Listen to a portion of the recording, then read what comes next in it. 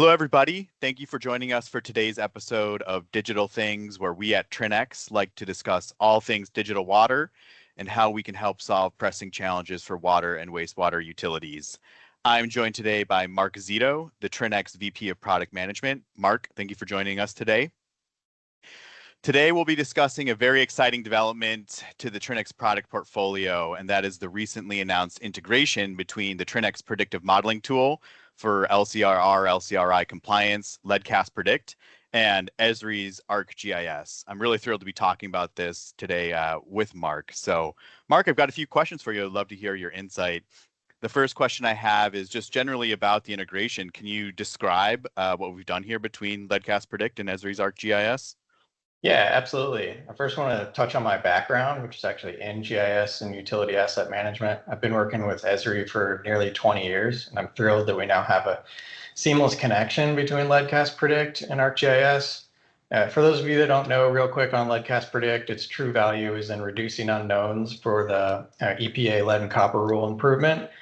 And a lot of the utilities out there already have GIS or Esri ArcGIS as their inventory.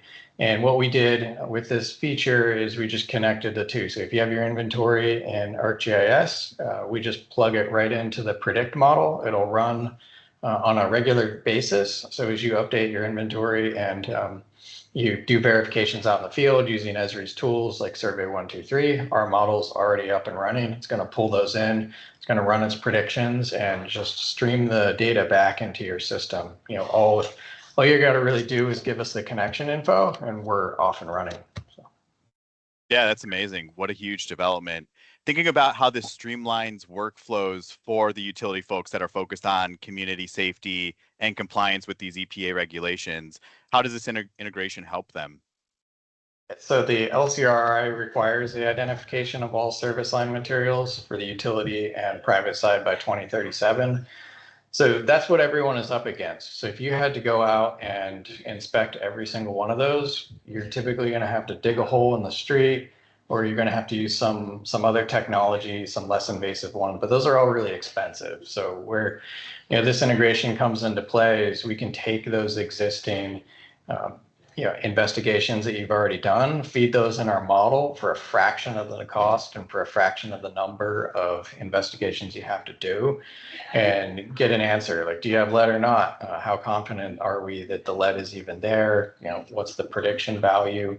And then it has two different approaches. So there's the predict and there's the statistical. So if you have lead, we can predict with a high degree of confidence that this service line over here may be 99% likely to be lead, and this one over here is 1% likely to be lead. So then you can update your inventory and say, this is non-lead, this is lead. Get that out to the public right away, especially if you're using Esri's ArcGIS map online. That's just going to feed right into our model. And that's going to help with communication across the board.